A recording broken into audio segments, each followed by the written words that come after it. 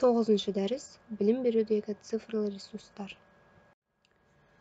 Дәрістің жоспары, ақпараттық ресурстар туралы түсінік, білім беруге сандық ресурстарын енгізу мәселелері. Ақпараттық ресурстар туралы түсінік. Жаңа цифрлық білім беруге көшу жағдайында қазіргі заманғы мұғалім білім алушылардың оқытудың жеке, пәндік және метапәндік нәтижелеріне қол жеткізуін қамтамасыз ету үшін барлық қолда бар құралдарды, ресурстарды және интернет сервистерін жоғары тиімділікпен пайдалануы тиіс. Білім беру мекемесінің ақпараттық білім беру ортасының құрамдас бөліктерінің бірі ақпараттық білім беру ресурстарының кешені, оның ішінде электрондық білім беру ресурстары болып табылады. Ресурс білім беру деп қор, көз, құрал, процесті білім беру жүзеге асыру мүмкіндігі түсініледі. Білім беру ресурстарының 3 түрі бар: ақпараттық, электрондық және сандық.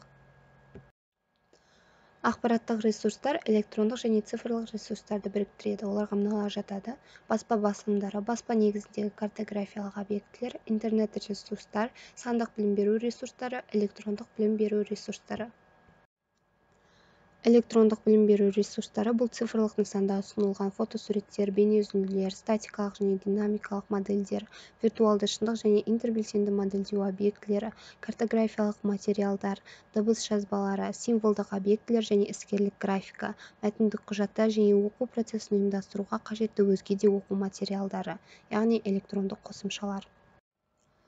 Электрондық білім беру ресурсы сандық білім беру ресурстарын қамтиды. Цифрлық білім беру ресурсы дидактикалық мақсатқа қол жеткізуге немесе белгілі бір оқу міндеттерін шешуге бағытталған дайын интербелсенді мультимедиа өнімі болып табылатын білім беру ресурсы. Цифрлық білім беру ресурс анықтамасын педагогика ғылымдарының докторы Горохова берді. Цифрлық білім беру ресурс басқалардан ерекшелейтін ең бастысы олардың интерактивті сипаты. Цифрлық білім беру ресурсы білім алушылардың ресурсты пайдалану процесіне белсенді қатысуын қарастырады. Білім беруге сандық ресурстарын енгізу мәселелері.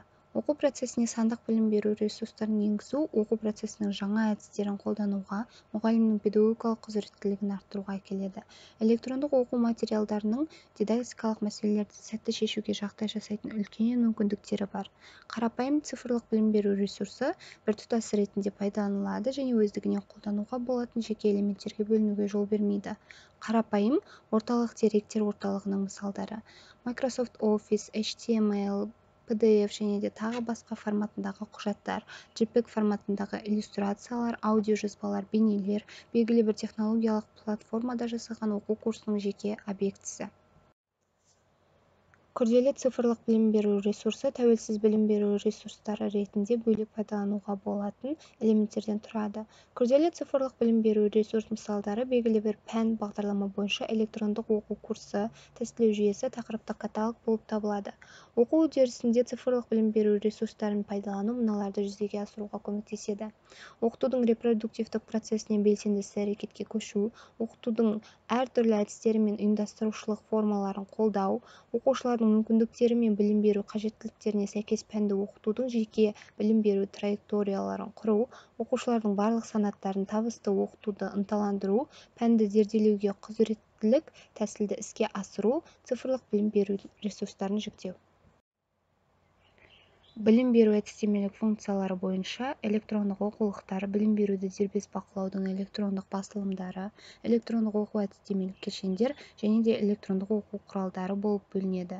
Ақпарат түрі бойынша мәтіндік ақпараты бар цифрлық білім беру ресурсы, аралас ақпараты бар цифрлық білім беру ресурсы және күрделі құрылымы бар цифрлық білім беру ресурсы болып бөлінеді.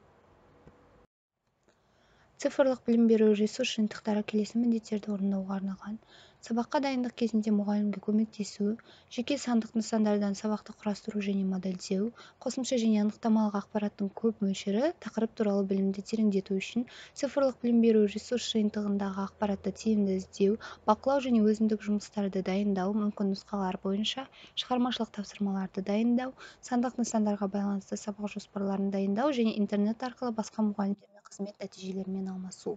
Сабақ өткізуге көмек ретінде мультимедиалық проектор арқылы дайындалған сандық нысандарды көрсету, фронтальды зертханалық жұмыстар режимінде виртуалды зертханалар мен интерактивті теру модельдерін пайдалану, оқушыларды компьютерлік тестілеу және білімді бағалауға көмектесу, сабақта цифрлық білім беру ресурстары мен оқушылардың жеке зерттеу және шығармашылық жұмысы. Оқушыға үй тапсырмасын дайындауға көмектесу.